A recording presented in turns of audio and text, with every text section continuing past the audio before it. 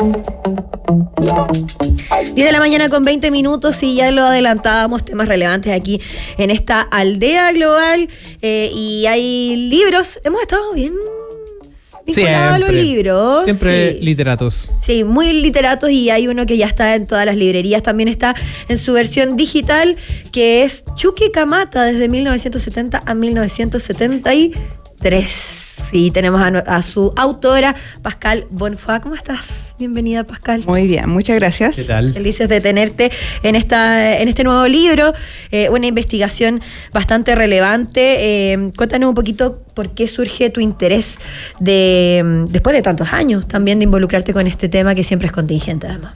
Siempre es contingente, especialmente si uno piensa que Codelco se va a meter en el negocio del litio. Por supuesto. Ya vamos a ir a eso. Sí, y poco se sabe de cómo surgió Codelco y las dificultades que tuvo. Y poco se sabe de el proceso de nacionalización, no solamente la parte jurídica o los problemas que hubo, qué sé yo, de producción, de la administración y gestión de las minas, sino el proceso político que llevó a él y cómo se vivió. Y lo aterricé en Chuquicamata para hacerlo un poquito más una historia humana también, política, con personas de carne y hueso que lo vivieron, digamos, con muchas dificultades, muchos obstáculos, no solamente los normales que uno podría prever, sino también especialmente fabricados para la ocasión. Me refiero, por ejemplo, a sabotaje, a paros políticamente motivados, etcétera. Muchos choques culturales con los mineros, con los sindicatos mineros, que eran, al menos en Chuquicamata, los primeros 2 años están básicamente controlados por la oposición a Allende. Así que hubo muchos factores que sortearon dentro de todo con bastante éxito. Es una historia fascinante, como varias de las que tú has escrito, Pascal. Tú eres periodista y has sido corresponsal para medios muy prestigiosos, no solo en Chile, sino que en el extranjero también. Y tus libros en general se hacen cargo como de esa faceta de la literatura. Bueno, no son... Historia. Claro, son libros que son documentales de alguna manera en papel y tienen como ese objetivo. ¿Cuál es tu objetivo con los libros, por ejemplo? En general. En general. Dejar el registro histórico y relevar estas historias desconocidas. Por ejemplo, el libro sobre el Estadio Nacional, que es todo el mundo, bueno, no sé si todo el mundo, pero gran parte del país debería saber que el Estadio Nacional se ocupó como gran centro de detención, el más grande en la historia de Chile, después del golpe militar, pero no va más allá de esa frase. Igual el cobre, todo el mundo sabe que se nacionalizó y no va más allá de la frase. Claro, son nociones básicas. Son hitos, o sea, sí. Especialmente el cobre es un hito gigante que marca el destino del país hasta el día de hoy. Sigue siendo el cobre uno de los principales productos que sustenta además el gasto fiscal. Claro, es como el sueldo de Chile. Y nadie sabe lo difícil que fue y cómo se produjo. Y además que no fue una propuesta de Allende que surgió de su programa del año 70, o sea, venía décadas antes, de parte de varios políticos, legisladores y el mismo movimiento obrero minero. Y esas bases nos enseñan muy poquito en el colegio, como que se pasa. Al parecer sí. No, nada. O sea, la nacionalización del cobre yo recuerdo que sí. Pero muy superficialmente. Sí, exacto, ¿cierto? Entonces mi objetivo es básicamente ahondar en eso y dejar el registro especialmente porque las generaciones van falleciendo. Y uno de mis objetivos es entrevistarlos lo antes posible. ¿Y qué nivel de trabas te vas encontrando, por ejemplo? En las investigaciones. Sí. Bueno, eso, que las fuentes ya no están o ya no están en condiciones de dar entrevistas. Claro, no recuerdan muchas veces. Claro, o la confusión involuntaria también de sus recuerdos, o los recuerdos que se mezclan con lo que supieron, lo que leyeron, lo que recuerdan o lo que otros dijeron, que también es involuntario, ¿no? Son procesos. Documentación que falta. A veces es difícil contrastar esa documentación con otras fuentes porque no existen. En temas vinculados a la dictadura y derechos humanos, poca colaboración de instituciones que podrían colaborar, tanto en entrevistas o en información o entrega por la ley de transparencia, documentación que no existe, archivos. Mucho papel perdido. Mucho papel perdido, poca colaboración, muy poco recuerdo de parte de muchas personas. Así que ese tipo de trabas. ¿Te pasó específicamente eso en este libro, en Chuquicamata? Me pasó, por ejemplo, que pedí a Codelco revisar sus archivos y y al parecer porque estaban remodelando la sede de Codelco, entonces hubo un cambio de las oficinas y cuando llamé los archivos estaban en no sé dónde y cuando tiempo después llamé nadie sabe, no sé, la persona con quien hablé dijeron que no sabían dónde estaban, qué sé yo, y al final tiré la toalla. Ya. Pero en general, al contrario, porque había gente que había guardado muchos archivos en sus casas, gente que trabaja en Codelco, especialmente, y también había, bueno, toda la prensa obviamente, pero también había un semanario de Chuquicamata que está toda en la Biblioteca Nacional, entonces era como tener una ventana abierta a lo que pasaba semanalmente en Chuquicamata. Por eso decidí centrarlo en Chuqui, porque era como muy... Sí, porque básicamente... Porque específicamente, bueno, sí, es un proceso súper relevante del 70 al 73, pero ¿no te tentaste de quizás abordar un poquito más? También Codelco del 76 tuvo un reinicio bastante importante. O sea, Codelco, su fecha de fundación oficial es el 76. Antes ya existía, ahí, claro, con el mismo nombre. Le decían Codelco cuando se creó la Corporación del Cobre. El Codelco después del 76, la Corporación Nacional del Cobre, y la figura un poco distinta, porque el Codelco, el primero, era la entidad que coordinaba estas sociedades colectivas del Estado cuando se nacionalizaron estas 5 minas. Y la Corporación Nacional es ya cuando estas 5 minas eran parte ya de Codelco. Pero, por ejemplo, Codelco nació como Departamento del Cobre dentro del Banco Central el año 55, que fue la primera vez en que estas empresas estadounidenses tuvieron que rendir información al Estado de Chile sobre sus operaciones, niveles de producción, exportación, ganancia, etcétera. Pero tu pregunta era otra. Si es que te tentaste en abordar un poquito más ese libro. Bueno, la idea original era más global, era muy ambiciosa y estaría escribiendo 5 años más. Todo el proceso del cobre, o sea, yo quería ver el proceso del cobre desde sus inicios, pasando por la nacionalización, pasando por la dictadura y pasando por los gobiernos de la concertación. Sería un librazo. Sí, pero pasando así, más bien temas de propiedad, de las ganancias, lo que pasó, pero al final decidí hacer esto porque encontré que este era el hito más importante y más... No menos interesante que el otro, pero que el que se tiene que conocer, porque lo que ha pasado durante, por ejemplo, la dictadura, algo se conoce también, algo se ha escrito, durante la concertación también algo se ha escrito, pero esto era como más épico también, ¿no? Había historias activas, digamos, porque en lo otro uno puede hablar de cifras, de procesos, pero no de personas viviéndolo en una mina, es distinto. Respecto a eso mismo, Pascal, a 53 años de la nacionalización del cobre, dentro de este libro tú no solo observas lo político, lo económico, sino que también a las personas, como tú misma decías.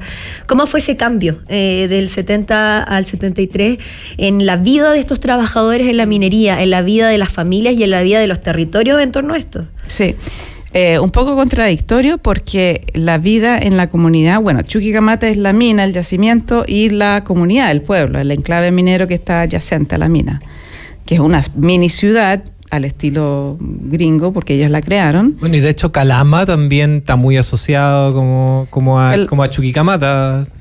Claro, es la ciudad más próxima a 12 kilómetros y justamente el año 70 más o menos empezaron las poblaciones de Chuqui, las más pobres, digamos, que vivían en las condiciones más miserables, se empezaron a trasladar a Calama cuando se construyeron villas mineras. Pero las condiciones de vida a nivel obrero en el enclave minero de Chuquicamata eran muy terribles, a pesar de que los mineros ganaban mejores sueldos, pero principalmente vía bonos y la compensación que le recibía la familia, etcétera. Pero la vida progresó bien en cuanto a la comunidad. Por ejemplo, no había liceo, se creó un liceo. No había sala cuna, jardín infantil, se crearon. No había centro cultural, se creó un centro cultural. Hubo mucho más vida social, más apertura, se bajaron las barreras de una sociedad muy, muy segregada, una comunidad físicamente segregada, aparte de socialmente y culturalmente segregada. Entonces, a nivel de sociedad en ese enclave mejoró mucho, pero ahí cambió. Pero la mentalidad y las prácticas, las tradiciones sindicales y los hábitos de los trabajadores y los supervisores también en Chuquicamata, como trabajadores y ejecutivos y supervisores, no cambió.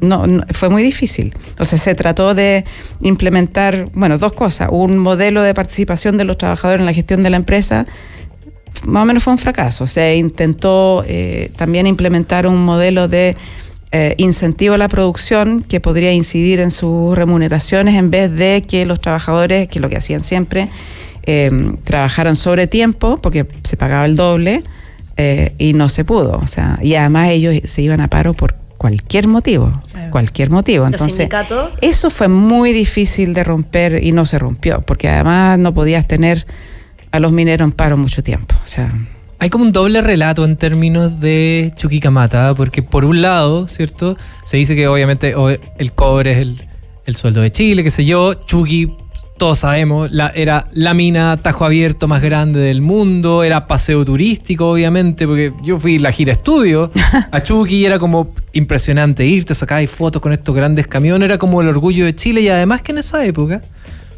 tiene que ver con la fundación de Cobreloa también, este equipo de fútbol que se hace muy grande, muy famoso, que representa al minero y el equipo de Calama, ¿cierto? Chuquicamata, que llega a disputar a fines de los 70, principios de los 80, 2 finales de Copa Libertadores. Entonces al final como que el relato que existía, y como decía la Fran, a lo mejor la información no era mucha, pero la que había era como que Chuquicamata era el orgullo de Chile y como que todo bien, ¿cierto?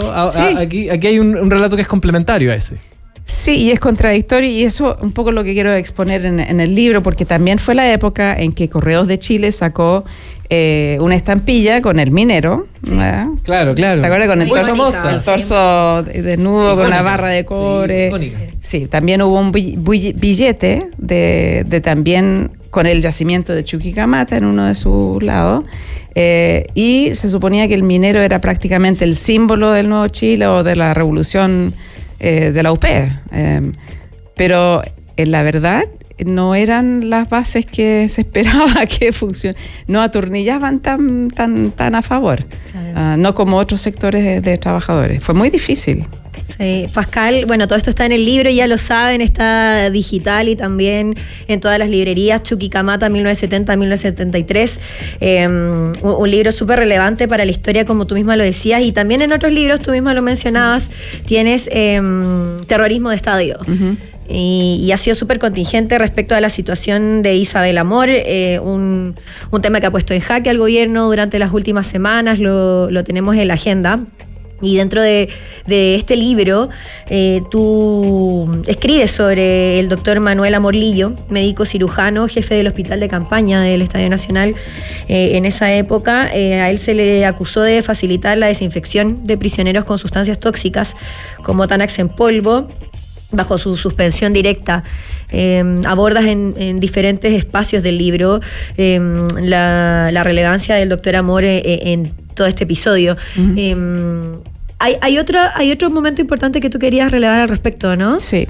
Bueno, para dar un poco más de contexto, porque no sé si todo el mundo sabe, en el Estadio Nacional, que funcionó 2 meses, todo esto sale en el libro. Hubo un hospital de campaña ahí, una carpa grande, y el hospital militar envió a médicos, enfermeros, empleados civiles, que como el doctor Amorlillo era un empleado civil del hospital militar, y él estuvo 1 mes como jefe de ese hospital de campaña, y después fue reemplazado por otro. Y como jefe de campaña, él tuvo que ver a muchos prisioneros post-tortura que iban a ser recuperados para sufrir más torturas, y personas que murieron ahí después, digamos. Entonces, por ese lado es imposible que él declare, como lo ha hecho judicialmente, él y muchos otros, que no vieron nada, que en el fondo en el hospital de campaña básicamente veían como patologías habituales de los mismos soldados, los mismos militares, resfrío, etcétera, infecciones, qué sé yo. Es imposible en primer lugar.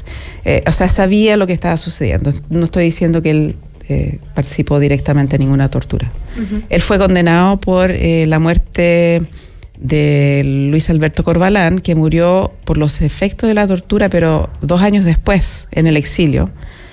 Pero él, hay una sección en mi libro donde hablo de otra persona que murió en el estadio por un supuesto suicidio y por el cual no ha sido investigado, Manuel Antonio Amorlillo, que no por su participación directa, sino tal vez podría ser encubrimiento, porque él fue quien constató su muerte y dictaminó que había muerto por asfixia, por suicidio.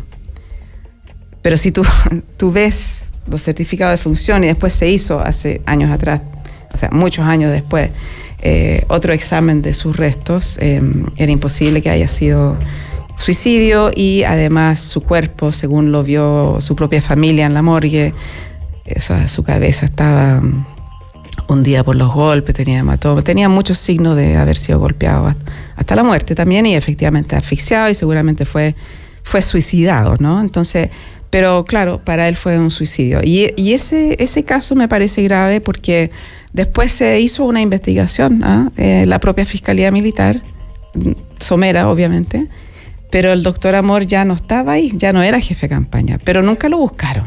Uh-huh. O sea, vamos a tomarle declaración a él y a un soldado que supuestamente lo encontró, que se dio varias volteretas en el aire en los siguientes meses y años, pero a él, bueno, ya no es jefe, no es hallado, y nunca lo interrogaron. Claro. Esa declaración de Amor Lillo es súper contingente, y para que la gente entienda también este contexto, porque la misma Isabel Amor ha hablado de esa declaración. Ella misma dijo que le cree a su papá, que por qué no creerle, y claro, esto vuelve a recordarse, y tu mismo libro ha sido muy comentado en los últimos días en base a esa investigación que tú hiciste, y eso que queda de lado. Así que... es que, mira, la Cruz Roja Internacional, que el Comité Internacional de la Cruz Roja, que es distinto a la Cruz Roja chilena, que no tuvo un rol muy feliz en el Estadio Nacional, pero sí la internacional, y ellos tienen informes que, bueno, son confidenciales durante 5 años, y finalmente 50 años,